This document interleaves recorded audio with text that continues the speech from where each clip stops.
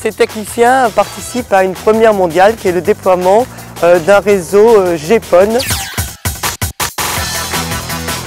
Sur une seule fibre, on peut avoir jusqu'à 64 clients. On est en Ethernet de chez le client jusqu'aux plateformes de service, ce qui est aussi une première pour le réseau de France Télécom. 6 mois pour lancer cette première mondiale. L'objectif, construire le réseau FTTH et raccorder les premiers clients avant juillet 2006. La première étape de ce pilote, la sélection des zones éligibles. On a finalement retenu 6 arrondissements sur Paris et 5 communes dans les Hauts-de-Seine. Le choix des zones, il a été fait à partir d'une étude marketing. On a une zone qui est un peu plus populaire, on a des zones pavillonnaires et on a des zones plutôt CSP+, puisque l'offre, malgré tout, s'adresse au départ plutôt sur une clientèle CSP+. Des pavillons et des grandes tours, ça va nous permettre de tester tous les types de déploiements.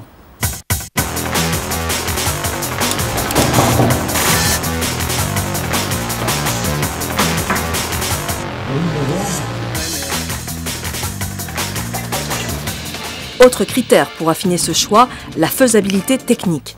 Exemple à Paris où des techniciens sont allés inspecter les 317 immeubles retenus a priori.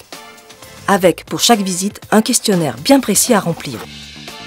C'est positif parce que l'adduction, en fait, on a 2 fours de libre et donc on pourra passer nos fibres sans problème. Cet immeuble fera partie des 232 immeubles confirmés sur Paris. Mais avant ça, il faut inspecter les 17 étages. La plus grande difficulté, en fait, c'est de retrouver les passages de câbles. Parce qu'en fait, quand ils ont construit l'immeuble, ils ont mis des gaines techniques et tout, mais après, tout a été calfeutré, rebouché. Donc là, c'est au flair. Le processus de décision des syndics, il est très long et il est absolument indispensable d'anticiper la longueur de ce process. Il faut aller les voir, il faut les rencontrer, il faut leur présenter notre produit, il faut les rassurer sur le fait qu'on ne va pas saccager l'immeuble, qu'on va faire ça dans les règles de l'art, que c'est gratuit, que c'est innovant, que ça apporte un plus à l'immeuble, que ça valorise le patrimoine des copropriétaires. L'avant-première du très haut débit grâce à la technologie en fait, de la fibre optique. C'est une offre en fait innovante, un débit pouvant aller jusqu'à 100 mégas, de la télévision haute définition, téléphonie illimitée et de l'internet à très haut débit. Oui, vous avez reçu un dépliant de France Télécom. D'accord, je vous envoie ça. Et je vous souhaite une excellente fin de journée de la part de France Télécom. Nous avons mis en place des campagnes d'appel avec des horaires personnalisés, nous avons laissé des messages sur les répondeurs, nous avons redistribué des prospectus et nous avons également fait de l'affichage dans les halls d'immeubles pour arriver à toucher les gens, si ce n'est pas par téléphone, au moins par l'aspect visuel. Dès les premiers clients potentiels repérés, entrée en action de l'architecture réseau. Tout est à créer, un réseau entièrement nouveau. Il y a le coupleur C1 qui est placé au milieu de la zone et qui alimente 8 C2 qui eux-mêmes alimentent les points de branchement où seront raccordés les clients. Ce qui est important, c'est que tous les chantiers soient lancés en même temps et chaque chantier implique celui du voisin. Pour aller de là, l'OLT, l'équivalent du DSLAM, jusqu'ici, la prise optique chez le client, en passant par le PB, le point de branchement, et avant par le coupleur. Donc là, on est en train de raccorder le coupleur. Là, c'est le coupleur 1. Donc c'est un coupleur qui part vers 8. Après, il y en a un deuxième en cascade. Donc ça sera encore un vers 8. Donc au final, une fibre au central, ça fera 64 clients potentiels. Ce coupleur, le C1, fait la jonction entre le transport et la distribution primaire. Pour son raccordement, on pratique une épissure par fusion.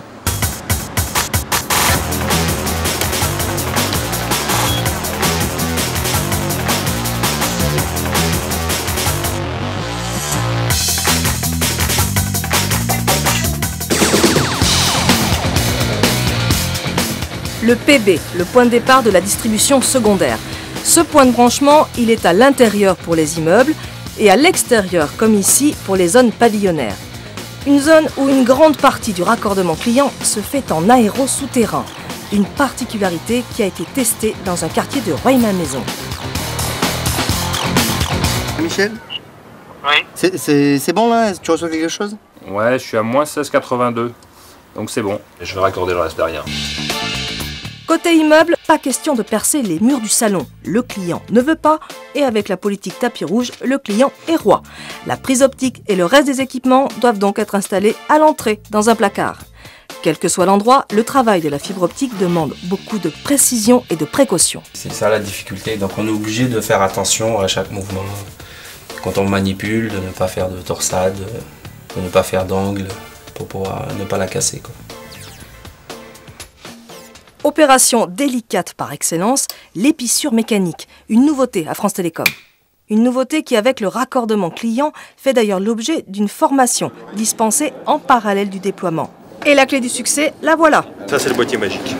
Tout est dedans, l'appareil pour les épissures mécaniques, la cliveuse, de l'alcool, des épissures mécaniques, du papier et l'appareil qui sert à dévider la fibre.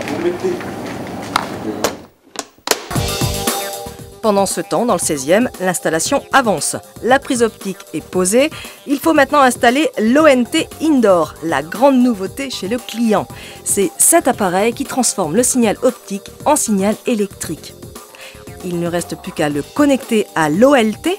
Et l'étape restante, la configuration de la Livebox, une nouvelle Livebox adaptée au très haut débit.